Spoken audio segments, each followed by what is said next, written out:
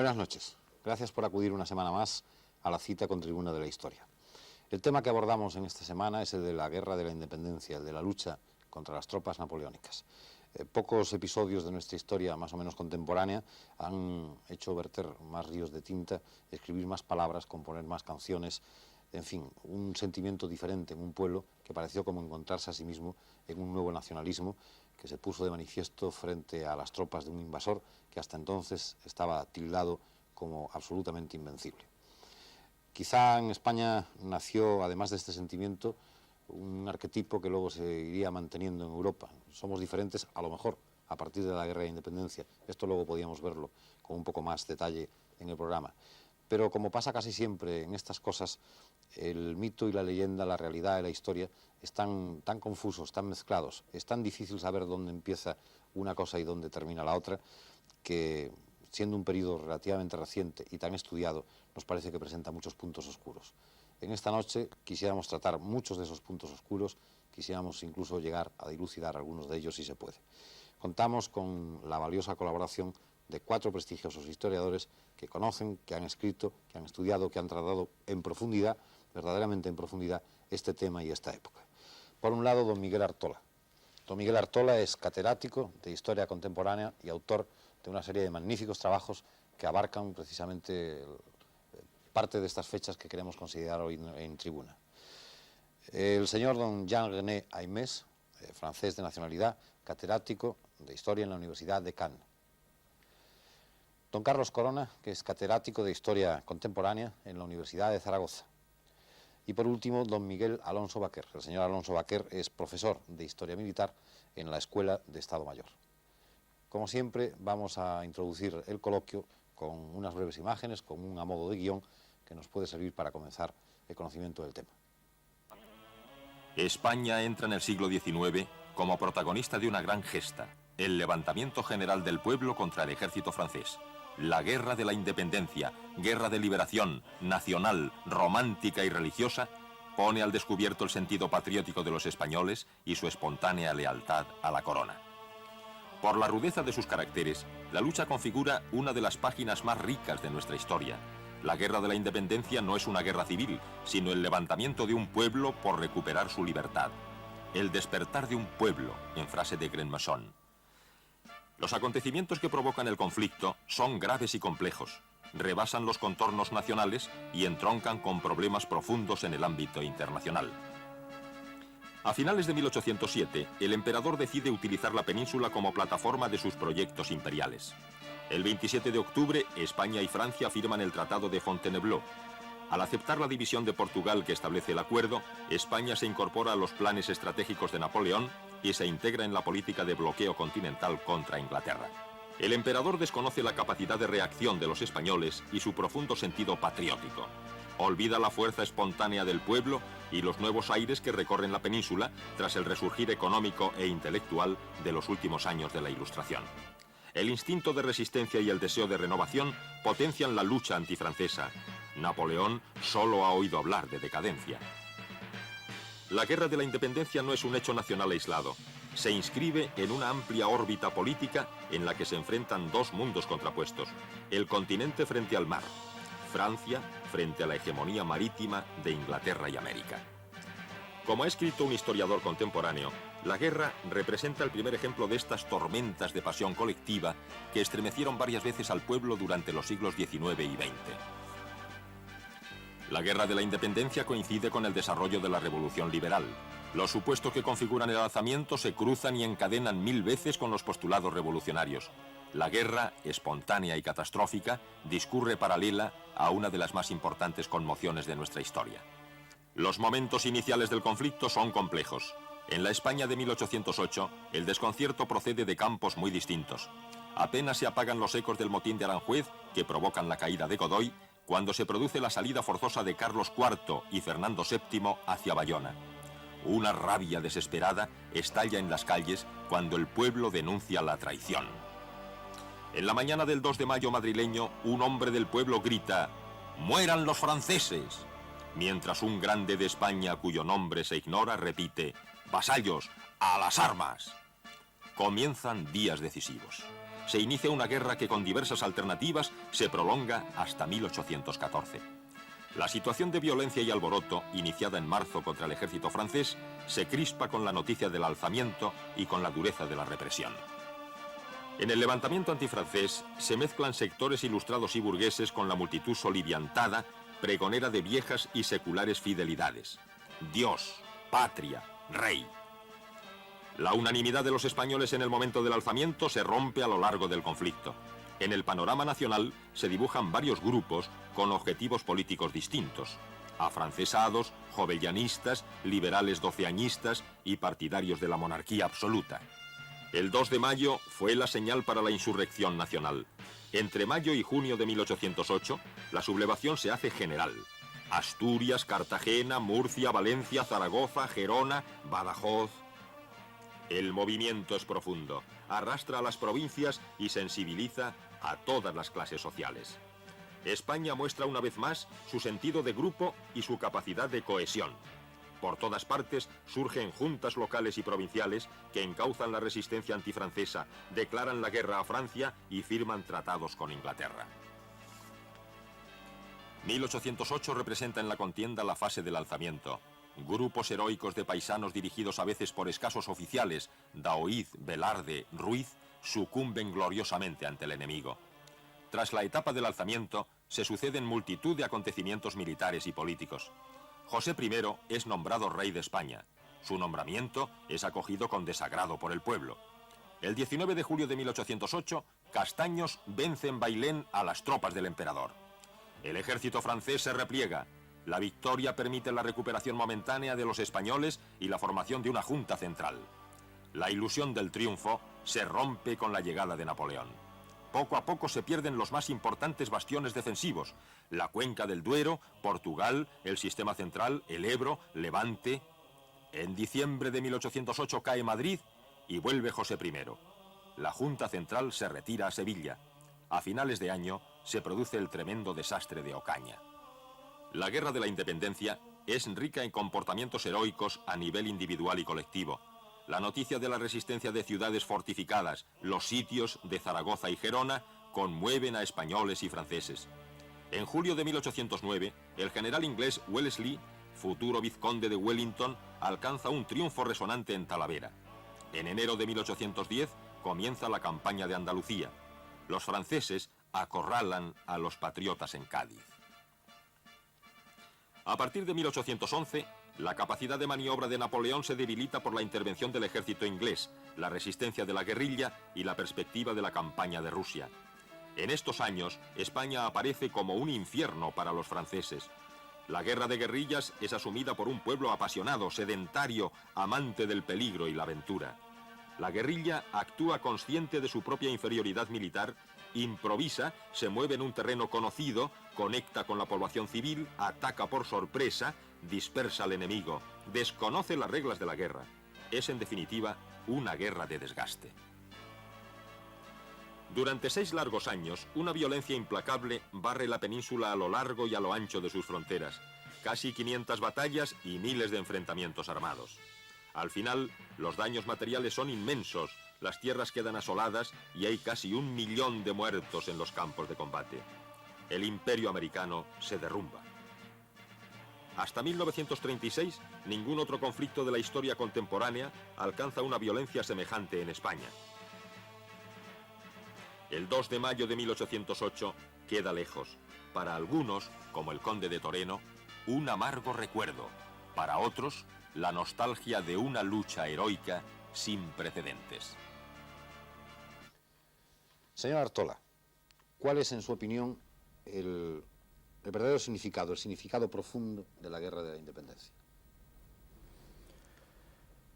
La Guerra de la Independencia fue una guerra nacional que determinó, después de muchos siglos en que en España no se había conocido ninguna situación semejante, una reacción colectiva frente a la invasión procedente del exterior. Desde ese punto de vista, evidentemente, España conoció una intensísima reacción y coordinación de todas sus fuerzas en un único empeño que se reflejó en las acciones y en una lucha que en definitiva creó las bases para derrotar a Napoleón. Pero por otra parte, la Guerra de la Independencia tiene no solo este carácter de un acontecimiento histórico de máxima relevancia en la historia española, sino que desde el punto de vista de sus características bélicas, de las características del conflicto, supuso una estricta novedad desde el punto de vista militar, novedad que durante mucho tiempo permaneció ignorada o menospreciada, pero que los últimos conflictos bélicos han permitido actualizar y comprender con mucha mayor profundidad, porque muchas de las formas actuales del conflicto armado tienen que inspirarse en definitiva en los planteamientos estratégicos que se llevaron a cabo, que determinaron la acción militar en la Guerra de la Independencia. Entonces, desde estas dos perspectivas, la Guerra de la Independencia tiene indudablemente una enorme importancia. Es el momento en que realmente se forja, se realiza un proceso de identificación unitaria, y por otra parte es el momento en que se crea un nuevo tipo de guerra que sigue conservando su vigencia como instrumento para resolver conflictos. Entonces, señor Alonso Baquer, la guerrilla moderna, la guerra de guerrillas moderna por lo menos, ha sido un producto de esta guerra, se inventó en esta guerra, la inventaron los españoles para esta guerra. Tanto como decir que se inventó entonces, no lo diría yo. Lo que ocurre es que en el contexto de una guerra bien dirigida, bien preparada, como la que llevaba por delante la mente de Napoleón, el que fuera viable en la España de la Guerra de la Independencia inaugurar nuevas formas de lucha para enfrentarse con un ejército moderno, ponerle las cosas muy difíciles y por lo tanto hacer viable la posibilidad de derrotar a un gran ejército moderno con técnicas nuevas, en este sentido creo que la Guerra de la Independencia es absolutamente ejemplar. En la Escuela de Estado Mayor española nunca ha dejado de estudiarse la Guerra de la Independencia, y no solo desde el punto de vista de la guerra de guerrillas, sino también desde el punto de vista de la guerra de sitios y también desde las guerras en campo abierto, con unas técnicas relativamente nuevas. Pero yo difiero un poquito de la apreciación en cuanto al abandono que se ha tenido de esta novedad en cuanto a la Guerra de la Independencia. En los mismos años de la Guerra de la Independencia, el gran Clausewitz es profesor de la Escuela de Guerra de Berlín y ya ha tomado nota de lo que está apareciendo de original en la Guerra de la Independencia. Y ya dicta un curso sobre la guerra de guerrillas, que ha quedado olvidado, poco tratado, poco analizado, por el fenómeno importante de la reflexión filosófica sobre la guerra que hacía al mismo tiempo Clausewitz. El otro tratadista militar de la época, que es John Minnie, también, a través de su gran amistad con el mariscal Ney, percibe que las grandes maniobras de carácter geométrico a las que estaba acostumbrada la mente de Napoleón y la mente de sus mariscales se está estrellando con una forma nueva de hacer la guerra. Y en este sentido, el reflejo es inmediato. Es inmediato en la campaña de Rusia, es inmediato en los Alpes, en el Tirol, es inmediato también en el planteamiento de Lambert que prepara el propio Clausewitz bajo el mando de Charnot o de Heisenau. Señor Corona, frente a grandes, evidentemente, generales que han figurado en algún regimiento, al mando de algún regimiento español, había otros generales desconocidos que eran los jefes de guerrilla, que de repente, de ser poco más o menos unos gañanes, pasaban a tener unas dotes increíbles como caudillos. ¿Por qué es este fenómeno? ¿Qué era lo que podía llevar a convertir a este hombre en un conductor de masas? Bien, este asunto es un tanto curioso, porque en la guerra contra la Convención, de 1793 a 1795, en el Alto Aragón, muchos infanzones, estos que daban risa a los cortesanos de Felipe III o de Felipe IV cuando acudían a cortes a Zaragoza, estos infanzones organizaron ellos mismos sus propias fuerzas, con sus amigos, las gentes de los pueblos o de pueblos vecinos. Es claro que tenían alguna personalidad en su comarca, más o menos extensa. Pero es que además, al organizar sus fuerzas, no quisieron estar bajo disciplina militar, sino que ellos mismos crearon su propia disciplina para hacer la guerra contra el francés en el avance o la invasión que hicieron por los Pirineos centrales. De manera que hay un antecedente que viene en realidad de la propia espontaneidad española, en este caso decimos alto-aragonesa, pero no pudo darse en otros lugares. Que de alguna manera se repite luego incluso en la Guerra Civil. Sí, sí, sí, claro. Se dio así. Y entonces, señor Aynes, ¿qué esperaba encontrar Napoleón que trajo aquí sus mejores mariscales? ¿Cuál fue el fallo? El fallo fue precisamente no haber imaginado que los españoles se dieran esa forma de resistencia, y esa forma de resistencia no parecía ser cosa familiar en los estudios teóricos de los Estados Mayores franceses. De modo que, por su lado, hubo un total efecto de sorpresa, y pensaban los franceses, llegando a la península, enfrentarse según métodos ya confirmados en su eficacia, enfrentarse con ejércitos regulares, españoles o ingleses. Y el fallo, para contestar su pregunta, consistió, entre otras cosas, en pensar que el ejército regular español casi no existía. Decía Napoleón al canónigo Escóiquiz: si nuestras tropas se enfrentan con 80.000 soldados, en este caso será un problema agudo, pero no pasarán de 10.000, 12.000 a lo sumo, y será cosa de días. O sea que ahí hubo un fallo en esta subvaloración de las fuerzas regulares españoles, que se volvió a constituir de manera bastante rápida e impensada. Y también, como lo acabamos de ver, no pensaron que podía surgir del suelo, de toda el área española, estos miles de guerrilleros. Hubo un fallo al nivel de los cálculos estratégicos.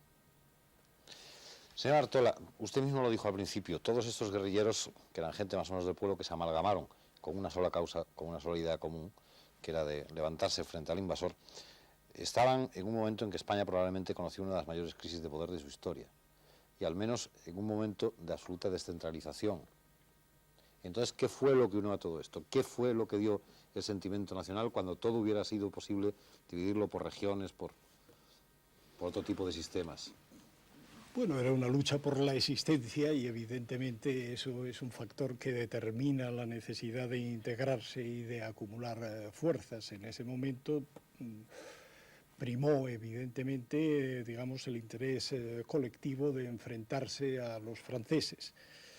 Lo que ocurre es que ese enfrentamiento o ese planteamiento, es decir, los españoles no hicieron la guerrilla inicialmente, en el primer momento.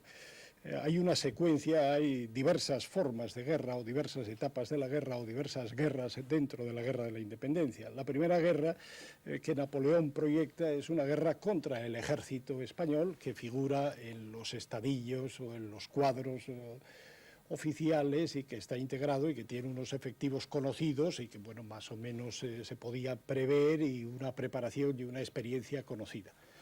Este ejército había sido un ejército probado, enfrentado a los franceses unos años antes, poco más de una década antes, y por lo tanto se tenía una idea pues bastante aproximada de lo que podía ser su eficacia. Entonces, para combatir a ese ejército, Napoleón desplegó unos efectivos que en el papel eran obviamente suficientes y posiblemente hubiesen podido cumplir su planteamiento, porque su planteamiento no es realmente la idea de celebrar o de librar una gran batalla que permitiese liquidar la resistencia española, sino más bien lo que piensa es ocupar el país. En este planteamiento, en esta primera etapa de la guerra, se encuentra con la muy desagradable sorpresa de Bailén, una batalla perfectamente clásica, librada sobre un planteamiento táctico que es precisamente un planteamiento utilizado muchas veces por los propios franceses y por el propio Napoleón.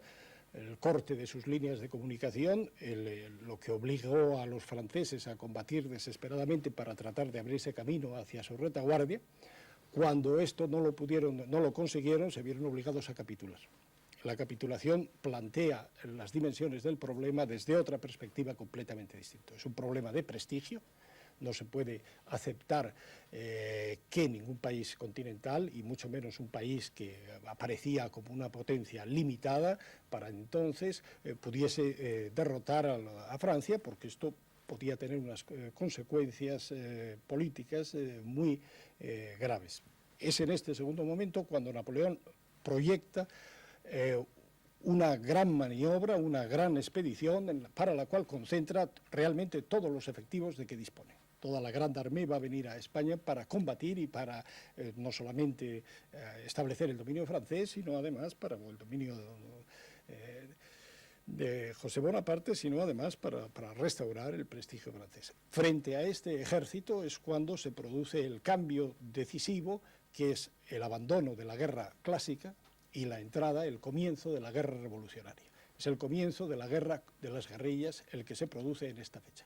Salvo excepciones como el empecinado, los guerrilleros todos comienzan después de la aparente gran derrota que sufrieron los ejércitos regulares españoles con la invasión personalmente dirigida por Napoleón en el año 8. Entonces es cuando surge la guerrilla. Y surge la guerrilla porque hay una clarísima conciencia en los combatientes, en los soldados, en filas, de que no pueden combatir en ese terreno, pero que en cambio esos soldados en fila que desertan las unidades militares siguen siendo beligerantes y siguen dispuestos a combatir a los franceses por los medios a su alcance. Estos medios a su alcance van a ser definidos teóricamente, es decir, legalmente, desde una fecha increíblemente temprana por la propia autoridad del Estado, que va a firmar en dos famosas disposiciones la condición de beligerantes de sociedad de soldados no uniformados, no integrados en unidades regulares, no mandados por oficiales de carrera, y que para los cuales va a reivindicar la condición de beligerante. Otra cosa es que los franceses se la vayan a conceder, pero no solamente los va a firmar como beligerantes, sino que además se les va a dar unas instrucciones, o se van a formalizar unas instrucciones, que no es que creo que procedan de un gabinete, en las cuales se señalan cuáles son las líneas tácticas de una campaña de guerrillas. ¿Cuál fue, en su opinión, la amalgama que unió a los españoles? ¿Quién amalgamó a todos los españoles en ese sentimiento nacional en un momento que no parecería propicio? Esta es una cuestión que resulta de la reacción espontánea de los españoles para combatir por las tres ideas que son las que dominaron en la Guerra de la Independencia. Su religión, su independencia y también su rey. De manera que el Dios, la patria y el rey son los tres lemas que mueven a todos. Por otra parte, las circunstancias que se iban acumulando por efectos de la acción de los soldados franceses y de los ejércitos franceses crearon esta reacción inevitable en una nación o en una península donde tradicionalmente, desde su historia más antigua, la defensa contra el invasor ha sido norma invariable. Entonces, todos los españoles se unen para luchar contra los franceses en tanto en cuanto pueden gozar de su libertad. Ciertamente se puede dar y se puede encontrar y se encuentra, solo que los estudios que se han realizado hasta ahora no han sido suficientes o no se han empezado en algunos casos. Lo que después se ha llamado, en tiempos recientes, el colaboracionismo. Pero estos son la población que no puede salir de su ciudad o de su pueblo por edad o por circunstancias muy diversas. En realidad, quien puede sale al campo, se echa al campo para luchar contra el francés. Viene a ser ya una necesidad o hasta se puede tomar como deportivo. Pero en principio es la reacción contra posibles violencias que sin duda se dieron, como en toda acción militar, las que movieron la unión y la necesidad de defensa. Es el caso del propio Juan Martín, el empecinado. Una anécdota cuenta que ciertos soldados o algún soldado francés pues molestó o violentó a la que era su novia. Tomó la justicia por su mano, el empecinado, y se lanzó al campo. Ahí quizás inauguró esa frase, echas al monte. No, esto es posterior, ¿verdad? No, Sí. esto podrá decir- No, el problema es que el amplio, digamos, espectro de la sociedad española del año 1808, viendo con toda claridad que no podía derrotar en batallas campales, aunque lo intentó a través de sus ejércitos, tuvo que pensar seriamente qué es lo que debía defender más que otras cosas, aparte de sus ideales, cosas concretas. Entonces, realmente el análisis del voluntariado marca tres tendencias bastante diferentes: defender ciudades, defender el campo o adoptar una posición agresiva, es decir, una posición desde la cual se pueda hacer daño al invasor. Entonces, estas tres actitudes yo creo que sí que determinaron distintas fórmulas orgánicas, es decir, salieron distintos ejércitos en la medida en que se pretendía una de estas tres cosas. Algo que pasa que la primera opción, la opción de apretarse sobre las ciudades, tuvo un primer momento enormemente brillante, heroico, pero de resultado trágico, doloroso. Es la caída, después de 2 sitios, de Zaragoza, la caída también de Gerona, y luego ya los terribles sitios que se van presentando más atrás en las líneas de operaciones, como por ejemplo en Ciudad Rodrigo o en Badajoz. La única ciudad que realmente salva este principio de que hay que defender nuestra propia ciudad es la ciudad de Cádiz, que tiene algunas ventajas a su favor: la proximidad de la flota británica y luego la acumulación de efectivos del ejército regular que se le producen dentro de sus murallas. Pero claro, el otro planteamiento, el planteamiento de voy a defender el campo o voy a agredir desde el campo a las líneas de comunicaciones adversarias, esto es lo que realmente delimitó dos modos de ser. El primer modo de ser fue viable exclusivamente fuera de los grandes ejes de operaciones del plan francés. El plan francés tuvo a la larga 3 grandes ejes de operaciones. Tuvo que preocuparse seriamente de lo que pasaba en Portugal. Entonces abrió un largo eje de operaciones desde Fuenterrabía, por Burgos, Salamanca, Ciudad Rodrigo, se metió en Oporto y buscó Lisboa, y ese eje fue prácticamente el más amenazado por los guerrilleros que se podían colocar en contorno de este eje. Y allí es donde tenemos la historia de los grandes guerrilleros, en torno a este eje, que es el eje de la guerra peninsular. Para la otra guerra, que es la guerra que mantenía Napoleón para sostener el poder de José Bonaparte, el problema tenía unas características algo diferentes. En principio, la capacidad de agresión sobre este eje fue menor que la otra. Entonces, las grandes figuras de los guerrilleros, me refiero al eje que ya desde Burgos busca por Aranda, Somosierra, Madrid y por Despeñaperros la presión sobre Cádiz a través de Sevilla. En este eje realmente el ejército napoleónico pudo articular lo que nos acaba de referir, las posibilidades de colaboracionismo, es decir, las posibilidades de disponer de autoridades locales que ante una situación de hecho de un ejército de ocupación podían crear una cierta situación. Pero fuera de este eje, también a sus dos bandas, entonces la voluntad de aguantar la propiedad privada, de aguantar la seguridad de los hombres de campo, esta también fue muy notable. Pero luego hubo un último planteamiento que no se reveló hasta el final de la guerra, que es el planteamiento de que la guerra adoptó unas perspectivas estratégicas en torno al Mediterráneo occidental. A Napoleón, en un momento ya de cierta decadencia, sobre todo después de la campaña de Rusia en 1812, lo que le preocupa es garantizar las posibilidades de moverse por el Mediterráneo occidental. Entonces surge una nueva etapa de operaciones, ya tardía. Y en esta etapa de operaciones ya no se produce ninguno de los otros dos fenómenos, ni el de la guerra de sitios ni el de la actuación imperiosa de las guerrillas. Las guerrillas del final de la guerra se ponen al costado de Lord Wellington y entablan una técnica que será la que más va a pasar a la historia militar, que es la colaboración del movimiento guerrillero con el ejército regular, la articulación de misiones entre unos y otros. Y esto va a suceder sobre todo en torno al eje de operaciones que por el Valle del Duero va a recorrer en sucesivos intentos Wellington hasta la liquidación de la guerra. Hablemos, sí. No, yo quisiera prolongar un poco lo que ha dicho el señor Artola en cuanto a la guerrilla, o mejor dicho, en cuanto a su planteamiento formal, teórico, muy temprano. Se ha dicho ya 2 veces, creo que fue un fenómeno espontáneo, y yo también caí en esta tendencia, hablando de un surgimiento casi general y reflexivo de los guerrilleros por todo el área española, pero en realidad sí hubo un primer instante de manifestación de una voluntad colectiva, pero de manera muy temprana. Hay que ver que las autoridades oficiales, políticas, intentan al mismo tiempo dar eficacia a ese tipo de guerra, Pero, y ahí está lo nuevo, y ahí está la idea un poco escandalosa, por lo menos anticonformista, que quiero proponer. Estas autoridades centrales quieren encauzar, cuando no, frenar este movimiento, porque hay que ver que la constitución de una partida de guerrilleros lleva en sí la amenaza de una invasión de la calle, de una ocupación también del campo, y muy fácilmente podría desviarse hacia una guerra social auténticamente revolucionaria, que usted ha empleado este término de guerra revolucionaria.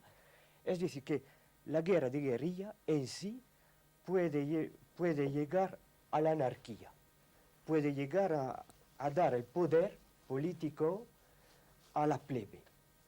Y lo que he visto estudiando los reglamentos de partidas, lo mismo de cruzadas, como de cuadrillas de ex bandoleros, es que se inventan de manera muy precoz una solución para que no haya ningún desbordamiento, para que esa guerra de guerrilla no venga a ser, como lo dijo creo el mismo general Caffarelli, la guerra de los pobres contra los ricos. Esto es el ejemplo de la cruzada. Hay que saber, pero ya se sabe, que nacieron en España varias cruzadas. Se trata de unas agrupaciones a base de, con un cuadro de mando sacerdotal, y hay que ver que el alto clero interviene ahí para inspirar esa lucha, para patrocinarla, para que precisamente la Iglesia Católica Española mantenga su poderío espiritual sobre esa forma de lucha. Esto en el caso de la cruzada. Y esto se repite y de manera más clara todavía a mis ojos en el caso de las llamadas milicias cívicas u horadas. En algunas ciudades grandes, tales como Barcelona, pero hay otras, se crean unos grupos de soldados más o menos voluntarios, cuya finalidad consiste no en echarse al campo a luchar contra los invasores, sino a mantener el orden público.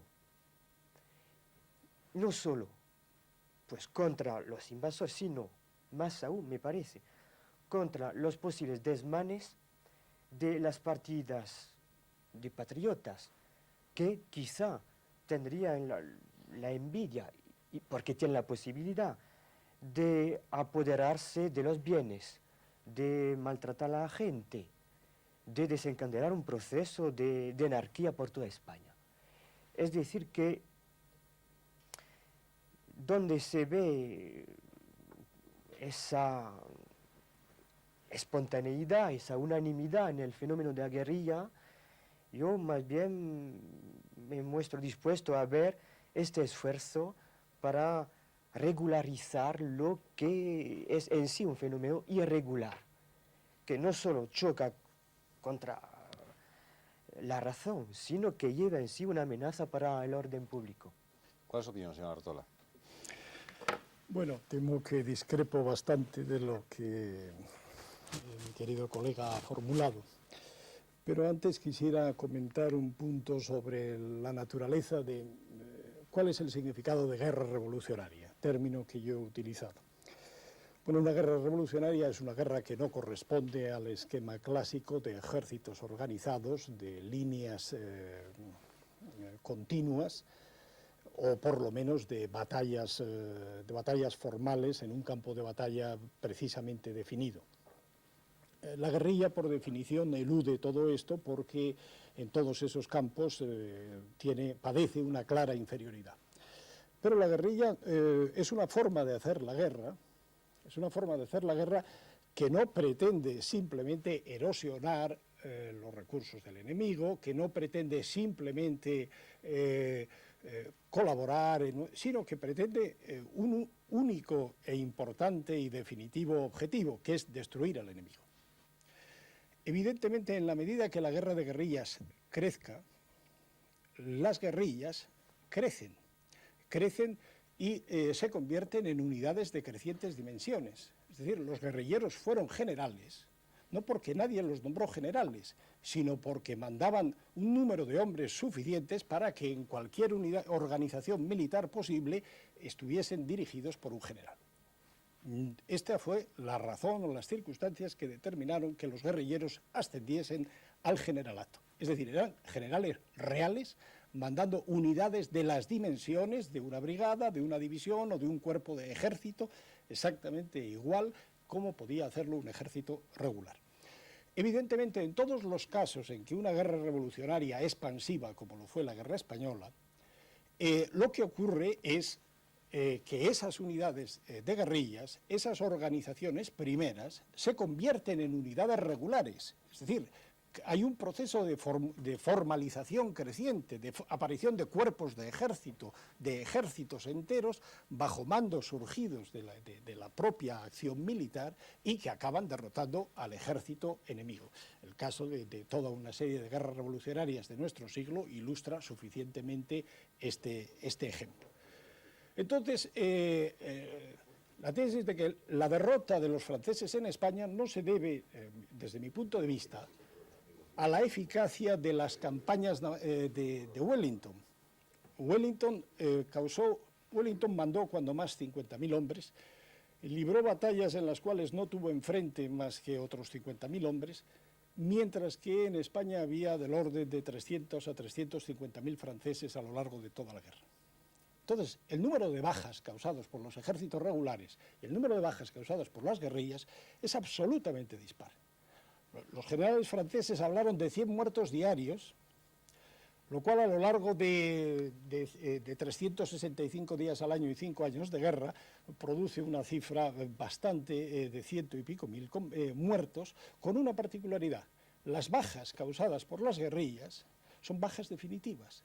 Las bajas en las batallas campales son bajas frecuentemente transitorias. Hay mucho disperso, hay mucho herido, que se pueden reponer o que pueden volver a las filas y reincorporarse. Los guerrilleros, las bajas de los guerrilleros habitualmente son por muerte. Entonces, 100.000 muertos de las guerrillas, 100.000 bajas de las guerrillas no son comparables a 100.000 bajas en una batalla campal. Es una mortalidad, es una sangría mucho más fuerte.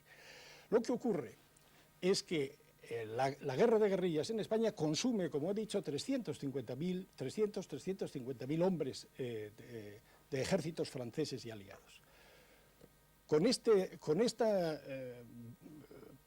herida en su costado, Napoleón tiene que lanzar la campaña de Rusia, que tampoco lleva tantos hombres por encima de los que tiene en España. Vamos, es decir, el ejército, la Gran Armée de Rusia no duplica el ejército que está en España ocupando España. Entonces, ese ejército está condenado, y en buena medida está condenado, porque no todos los efectivos de Francia pueden combatir. Entonces, la derrota de Francia lo que hace es que cambian las circunstancias militares en el plano europeo. El proceso de transformación de guerrilla en ejército regular, en grandes unidades, ese proceso último de la guerra revolucionaria, no se produce porque se colapsa la presencia del ejército francés. El ejército francés se hunde. Wellington no tiene que luchar por el Valle del Duero, le basta con avanzar. Le basta con avanzar porque ya no hay recursos franceses para contener a ninguna masa de maniobra aún tan limitada como la de Wellington. En segundo lugar, el problema de la guerrilla como posible guerra social. Me parece que esto necesitaríamos tener algún tipo de información acerca de tales desmanes o de tales atentados contra la propiedad privada o de algún tipo de manifestación, no una anecdótica, sino suficientemente frecuente que permitiese justificar la idea de que realmente las guerrillas eran unos revolucionarios en un sentido no ya liberal, que los revolucionarios liberales eran muy respetuosos de la propiedad privada, sino ni siquiera en un sentido de revolucionarios socialistas, una idea que realmente no parece que tenga, por el momento que yo sepa, no hay ninguna constancia ni ninguna referencia. ¿Quién organizó la guerrilla? Si alguien la organizó, fue evidentemente el gobierno. El gobierno dio unos documentos a los que me he referido, que los publicó, los hizo público para señalando cuáles eran las reglas y las normas y los objetivos de esas unidades militares. Es cierto que hay curas en la guerrilla, pero ¿qué hacen los curas en la guerrilla? En ocasiones son líderes, jefes militares, pero en ocasiones sumamente excepcionales. Prácticamente solamente el cura merino puede considerarse como un guerrillero que asume el mando de una unidad de relativa importancia. La función de los curas y de los frailes que se unen a las guerrillas hay que considerarla, al menos desde mi perspectiva, mucho más como un proceso de educación política, como un proceso de concienciación de los propios combatientes y de los pueblos que eran visitados por los combatientes para explicar los objetivos de la lucha y para movilizar a nuevos combatientes y para movilizar las ayudas que las guerrillas necesitaban, porque las guerrillas sin el apoyo popular evidentemente no se hubiesen podido sostener. El papel del clero en la guerra de la independencia, aunque asistiese materialmente a las aventuras o a las expediciones de las guerrillas, difícilmente se puede imaginar como un sistema de control de objetivos políticos o sociales que las guerrillas tuviesen o planteasen en un momento en el cual la lucha contra el invasor era el único objetivo ante el cual todos los demás cedían forzosamente. Señor Corona, ¿cuál es su opinión? Pues efectivamente, lo que ha dicho el doctor Artola sobre las instrucciones y las ordenanzas, se podría decir, para las guerrillas, muestran que se convierten en un cuerpo regular dentro de su aparente irregularidad. Pero es que anteriormente habían actuado, antes de que la necesidad obligase a dar estas ordenanzas, las guerrillas se organizaron no espontáneamente, sino dirigidamente, en su iniciación, porque lo que no es posible ya aceptar es que el alzamiento en todas las ciudades de España, que se van dando a partir del 24 de mayo sucesivamente, un día tras otro hasta el final de mes, y luego sucesivamente, estos alzamientos fueron decididos precisamente en Madrid, y en la madrugada del 1 al 2 de mayo, en que la Junta, delegada de Fernando VII para el gobierno durante su ausencia, examinó el problema si obedecía o no obedecía la orden de Murat, de que saliesen los infantes de España. Y ya muy tarde, de madrugada, después de debatir la posibilidad de reaccionar, imposible, puesto que no había más que unos 3.000 soldados españoles frente a 30.000 franceses que estaban en Madrid, se acordó, a iniciativa de Gil Taboada y Pérez Villamil, también se incorporó a ello, se acordó que saliesen personas para organizar fuera de Madrid, en las distintas provincias, el levantamiento contra los franceses. De manera que este Taboada había de ir a Zaragoza. Zaragoza debía ser la ciudad donde debían concentrarse o que debía constituirse en el centro del alzamiento.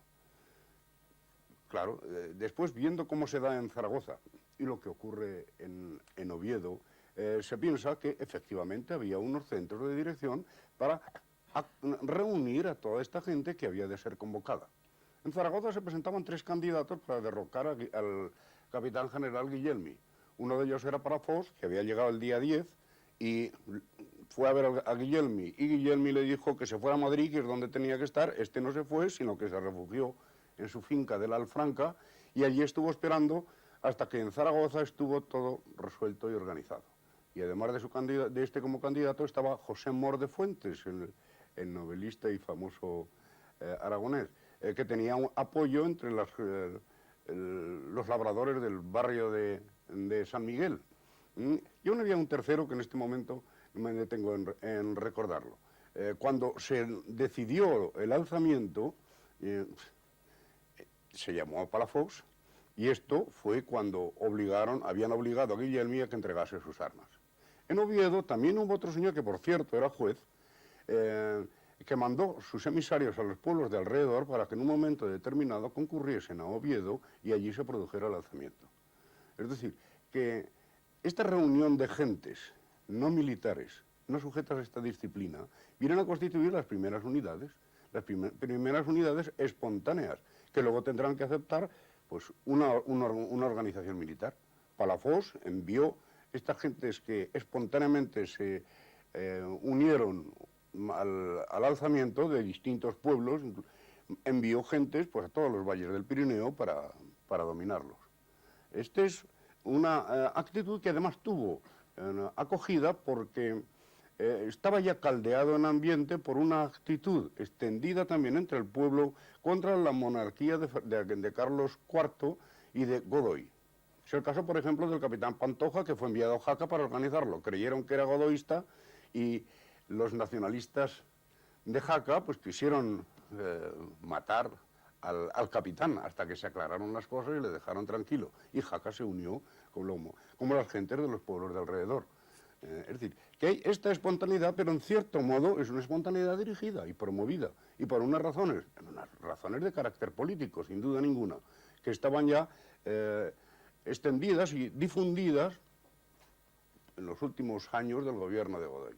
Hay que contar también otra cosa respecto de esta dirección de estas primeras guerrillas regulares o más o menos regulares, que luego se regularizan, y luego los que por su cuenta salen. Junto a esto están los colaboracionistas, en los que entran todos los que participan de una corriente política reformista de la monarquía absoluta, pero adherida o simpatizante con el sistema de Napoleón.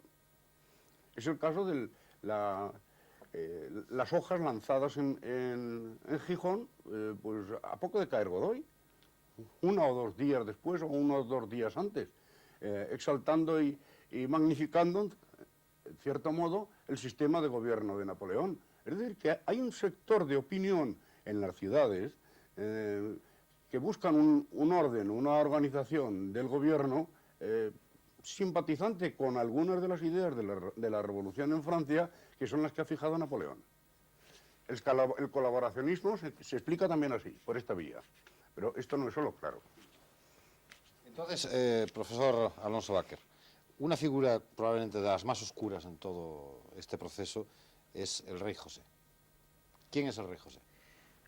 No, la figura, a través de sus memorias y a través de su comportamiento, resulta bastante conocida. Es un hombre Es con que del rey escasa... José a Pepe Botella parece como si mediara un abismo. Bien, ese es un problema psicológico de carácter general que no responde a la realidad. Es decir, José Bonaparte no se parecía a su hermano en la voluntad de poder.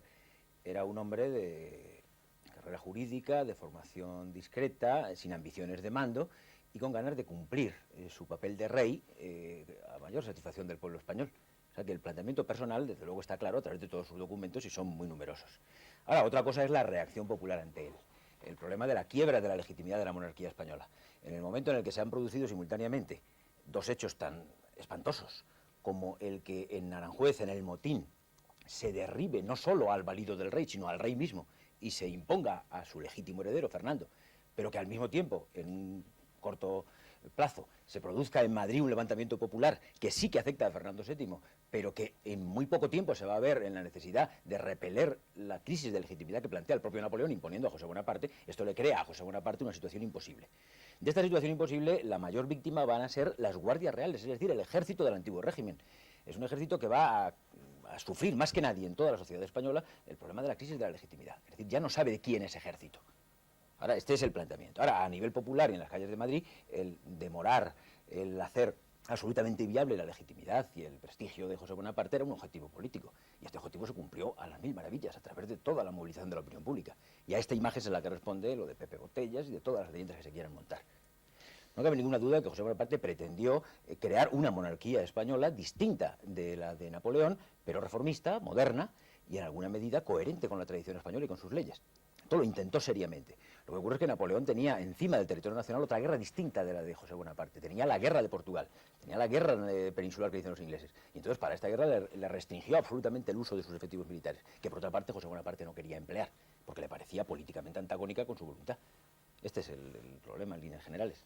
Tenemos ya poco tiempo porque quisiéramos tratar antes de terminar, o para terminar, otro aspecto que nos parece poco divulgado, el de los prisioneros. ¿Hubo prisioneros españoles llevados por las tropas de Napoleón a Francia? Si los hubo, ¿qué fue de ellos, señora Imes? Bueno, es verdad, no se sabe gran cosa a este respecto, pero antes de abordar este tema, si me permite, Sí. una vuelta tan rapidísima para contestar a las preguntas o las críticas que ha formulado señor Artola. A propósito de dos cosas, me habré expresado muy mal porque nunca pretendí que en cada guerrillero hubiera un revolucionario.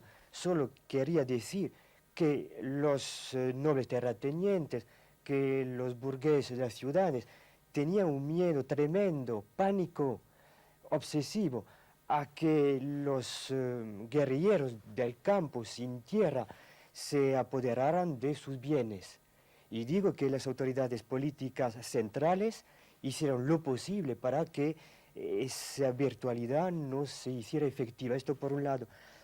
Segundo punto, es verdad que hay pocos casos de desmanes cometidos por los guerrilleros, pero sin embargo encontramos los archivos de Madrid casos de protestas emitidas por ayuntamientos, por juntas locales, en las que se denuncian los saqueos, las requisas de caballos, o la compra de caballos en bajos precios, como si ahí hubiera pues unas prácticas intolerables por parte de los que tenían por obligación ayudar a estos guerrilleros, pero necesitando pues una protección y una regularidad perfecta de esa forma de lucha.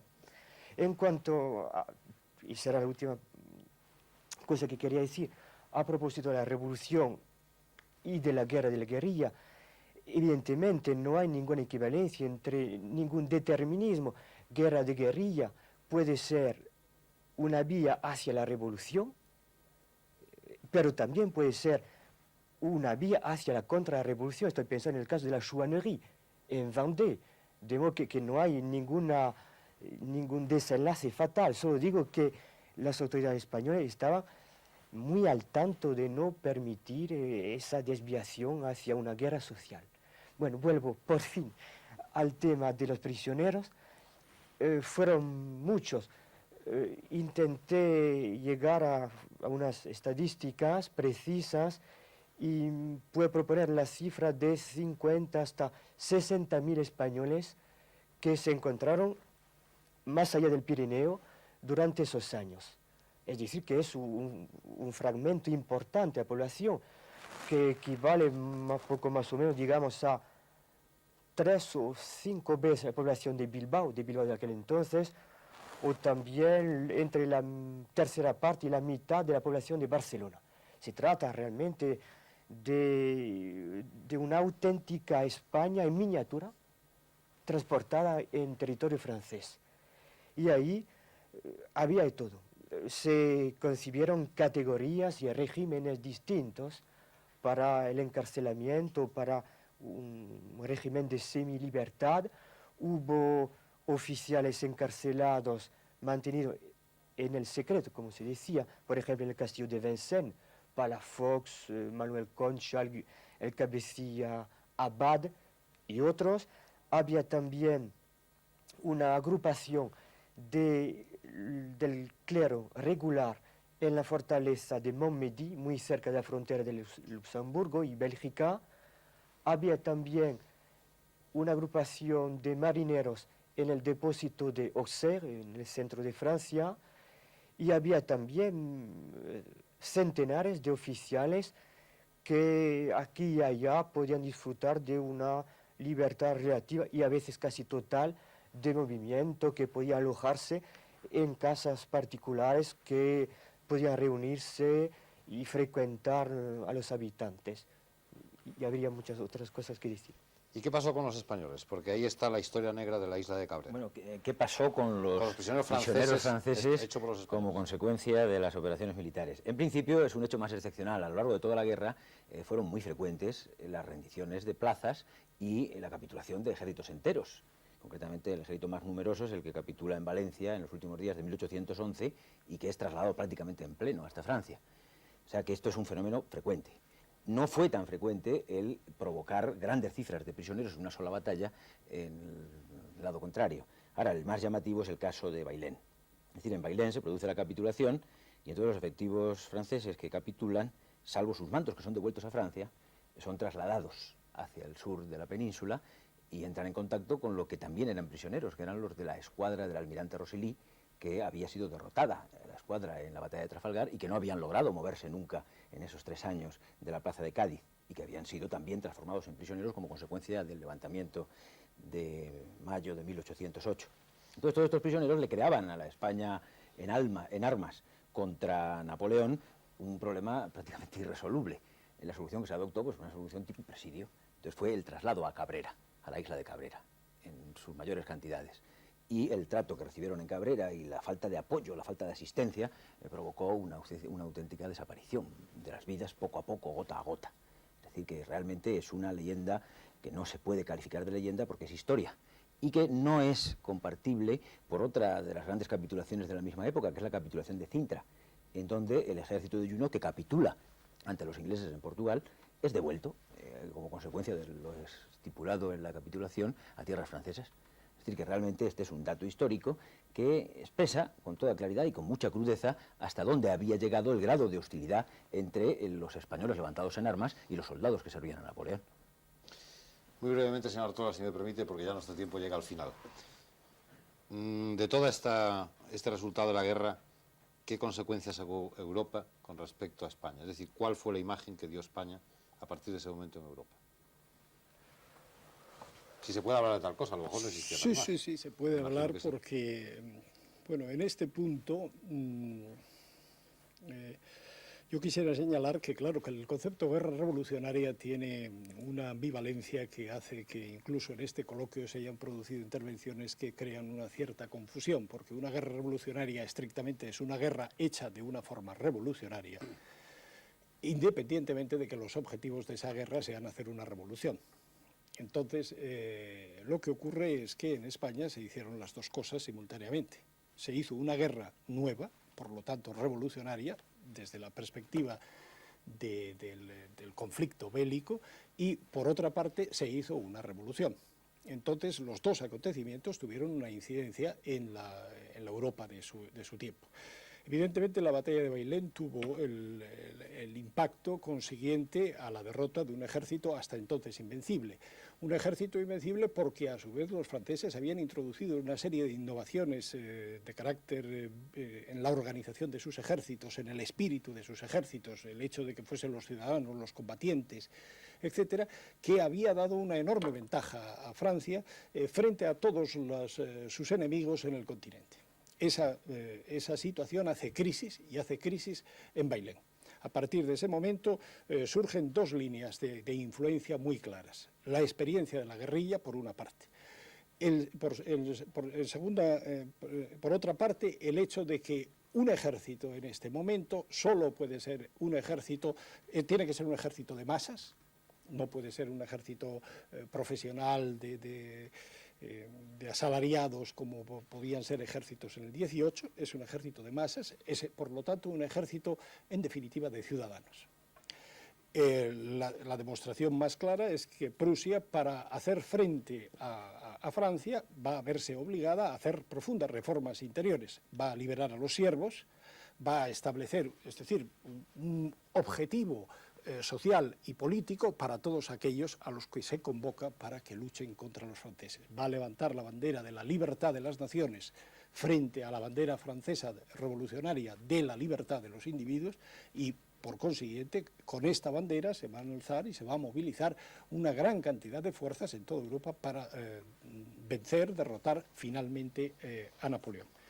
Por la parte que respecta a la revolución liberal en su versión española, hay que decir que es muy conocido que a partir de esta época, a partir de los acontecimientos napoleónicos, Europa entera va a entrar en un periodo de revoluciones liberales. En ese periodo de revoluciones liberales, sobre todo en su primera etapa, el gran modelo teórico no va a ser la gran revolución francesa, sino que va a ser la revolución española, es decir, la revolución que se simboliza en la Constitución de Cádiz, que se presenta como una revolución incruenta, que se presenta como una revolución, como un modelo revolucionario sin las violencias que habían caracterizado, la revolución francesa. Creo que estas son las dos grandes consecuencias, o las dos grandes líneas de influencia que los acontecimientos españoles de los años 8 a 14 tuvieron en la Europa de su tiempo y en la Europa posterior. Muchísimas gracias por sus valiosos testimonios. Hemos de poner punto final.